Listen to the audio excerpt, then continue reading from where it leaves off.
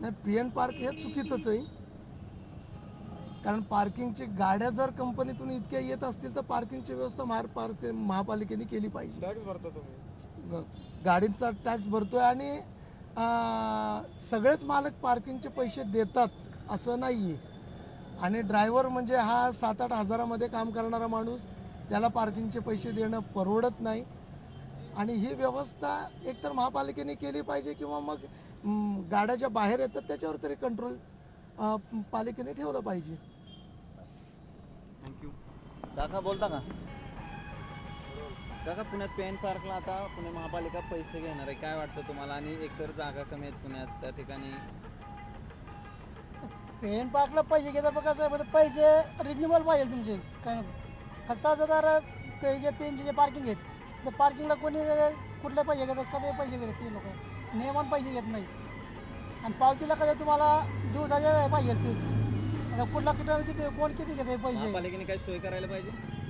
सोय आता पार्किंगची सोय करायला पाहिजे त्यांनी, महानगरपालिका दुसरं काही नाही गाडीवाल्यांना. आता रस्त्यावर पैसे घेणं चुकीचं आहे का? रस्त्यावरला पार्किंग रस्त्यावर आता जागांची कुठं थांबायला करणार काय पर्याय नाही. कुठेतरी अस्तव्यस्त वाहनं लावण्यापेक्षा कुठेतरी आपण त्यांना शिस्तबद्धपणा आणून देतोय, हा पुणेकर नागरिक नक्कीच मान्य करतील. आज आपण बरोबर आहे. आणि ही जागा सुद्धा आपण दिलेली आहे, ही कितपत पुरेल ही शंकाच आहे.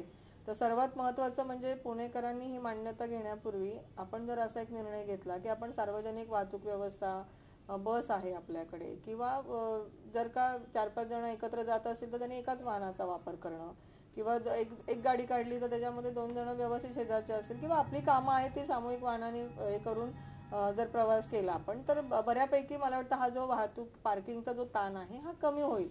आणि प्रत्येक आपण पाहतोय की घरामध्ये माणशी गाडी झालेली आहे. पण असा जर प्रत्येकाने विचार केला तर पार्किंगची समस्या कधीही कुठल्याही शहरामध्ये सुटणार नाहीये. त्यामुळे आपण नक्की हा विचार केला पाहिजे. एक सुज्ञ नागरिक म्हणून आपण आपलं पुणे शहर स्मार्ट सिटीकडे आता आपलं वाटचाल चालू आहे. आपण अगदी स्मार्ट सिटीच्या जवळपास आहोत. असं असताना संपूर्ण शहरामध्ये प्रत्येक नागरिकाची ही जबाबदारी आहे की मी स्वतः स्मार्ट सिटीचा एक घटक आहे आणि